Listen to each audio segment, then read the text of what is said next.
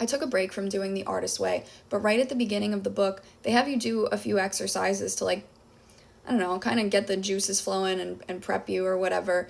And she suggests to recognize the people who have been a cheerleader to your inner artist and the people who have been like the enemy of your inner artist.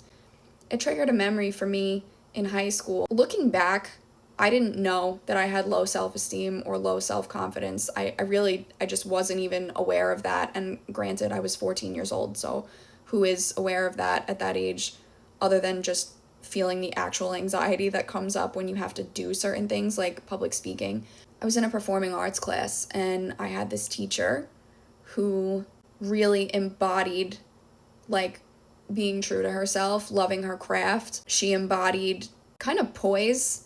I definitely really admired her. And she challenged us in a lot of ways because you weren't allowed to bow out of the activities that she would plan for us. So I think it was like a final or a midterm where we had to do a monologue. She had us in groups of like 5 or something like that, and we each would choose a monologue and we had to weave it into a scene that made sense. I was terrified.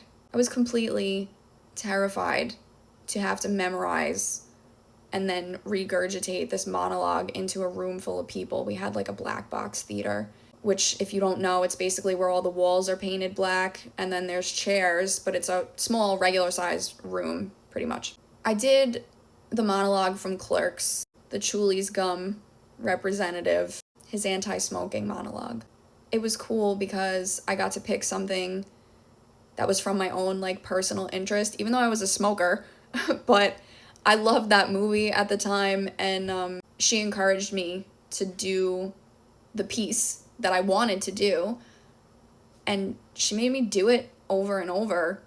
She made me change my delivery. She made me stand up straight. She made me stop, shaking, basically.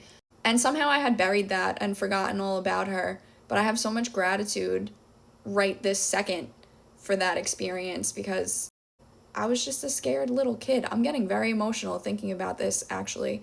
I think I'm just right now on camera processing how afraid I was until probably 2 years ago to even branch out in that way or to do things imperfectly in front of other people, and I still struggle with that now.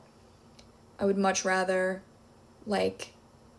practice something in private and perfect it in private before I even let anyone know that I'm trying it, which is like a vulnerability issue. Don't forget the people that were rooting for you, because among all the people that weren't rooting for me, that memory got completely buried and lost, and I let myself believe for a very long time that I never had any support. And it's not entirely true. It was buried. There were people who encouraged me. They just got kind of swallowed by all the people that were not encouraging me, particularly to be artistic. And it's just really interesting because you never know when this stuff is going to pop up. But yeah, this book, it's incredible what it forces to the surface. And I can see a change in myself every time I do the exercises and every time I apply the principles in the book.